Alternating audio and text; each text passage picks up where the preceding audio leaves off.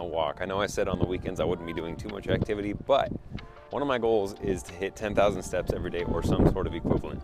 One article I read said that 10,000 steps a day can reduce the risk of dementia, cardiovascular disease, strokes, and 13 types of cancer. They also said that for every 2,000 steps per day you get, you reduce the risk of premature death by 8 to 11% for every 2,000 steps.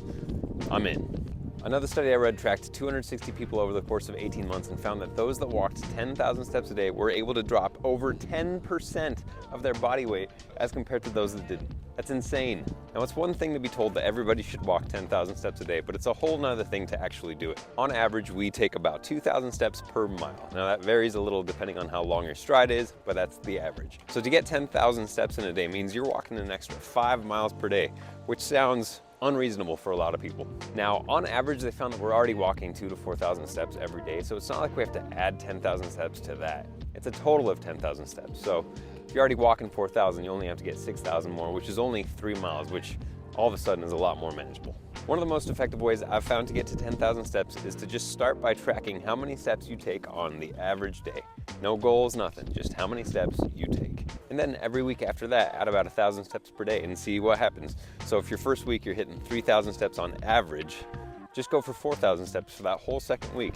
If that feels good, up it to 5,000 for the next week, and so on and so forth. Now, one other takeaway from that article is that if your goal is weight loss, 3,500 of your 10,000 steps should be taken at a moderate to vigorous intensity. But those higher intensity bouts can be done in periods as short as 10 minutes without sacrificing any of the benefits of the overall goal.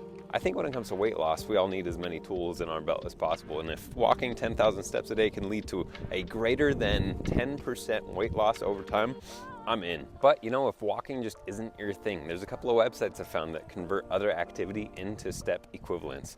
So me, for example, I really like cycling. I found that about 1 hour of moderate pace cycling is equivalent to around 10,000 steps.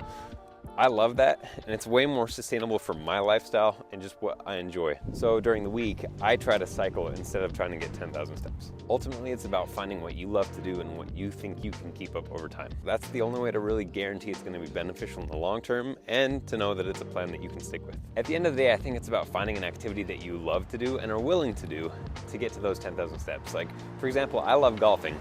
I suck at it, but I love it. That easily gets me to 10,000 steps. Now all I have to do is, figure out how to golf. Now, I've said it on this channel before and I'll say it again, one of my biggest motivators during the day is coffee. So if you're one of those people that enjoys having a cup of coffee throughout the day and doesn't make it at home, try walking to your coffee shop. I mean, that can easily add 2,000 to 3,000 steps for the day, depending on how far it is. And that, ladies and gentlemen, is the destination of today's walk. I'll touch base in a couple minutes when I have the goods secured. We'll see you then. Pro tip, before you get to the coffee place, make sure that they are open. It's like 5:45 on a Sunday and my heart is broken. Bummer, bud, let's go home. And we are almost home, unfortunately without coffee. Also, over the last hour and a half, I've been reminded about 9,800 times so far that the other day was leg day.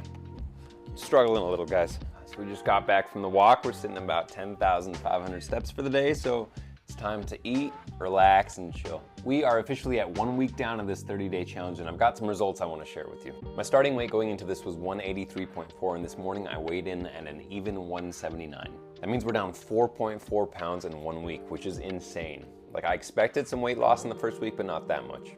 I know a lot of that's water weight and it's gonna slow down. I still expect to lose anywhere between 1 pound to 2 pounds a week for the remainder of the challenge. I've also come up with a little list of pros and cons that we'll go through right now. First off, I knew I was gonna have more time in my day, but I didn't realize I was gonna have this much more time. So that's been really nice to be able to, go on more walks with the pup, edit these videos, and you just spend time with family and friends. The first con I'll say is that the foods overall are kind of bland.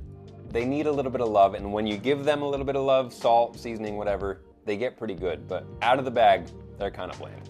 The next pro is that it's been super easy to track my calories. Like, I'm so used to weighing everything out, typing it into MyFitnessPal, etc., etc. But with this, I literally scoop it in, pour the water on, wait, and eat. It's been super easy, and I know exactly how many calories I'm getting. Another con, though, is that the volume of the food isn't very much. I like eating a lot. I love that feeling of being kind of full. And with this, you're never like starving between meals, but you never get to that feeling of like, oh, I'm full, like that Thanksgiving dinner full. I love that. Another big pro that I didn't even think about is dishes. Like, holy, I wash this cup and this spoon 3 or 4 times a day, and that's it. Like if you could look the other way, there's no dishes in the sink right now, and it's glorious. Now another con is that the flavors are getting kind of boring already. You can spice them up, you can season them, but overall you're eating kind of the same texture and similar flavors throughout the day. I get that they can only package up and send out so many flavors, but you know, over time, if you're gonna do this for a long time, it's gonna get a little bit boring. Now, on that note, I've been mixing flavors and I think I found the first 10 out of 10. It's the mac and cheese Mexican chili combo. These two together out of the bag, easy 9 out of 10. And then if you add a little hot sauce, it's the first 10 out of 10 combination or first 10 out of 10 period I've seen on this whole journey. So mac and cheese and Mexican chili, give it a shot. And some people were asking about energy levels. I'd say overall they're staying pretty steady. I don't really have any like spikes or lags throughout the day, but like I'm feeling pretty good throughout the day and I feel like I've been getting a lot of work done. But yeah, on that note, we're gonna gladly finish the rest of this mac and cheese Mexican chili combo. And I'm gonna start doing these videos a little less frequently, but we'll see you again after we wrap up week 2 of this challenge. See you then, bye.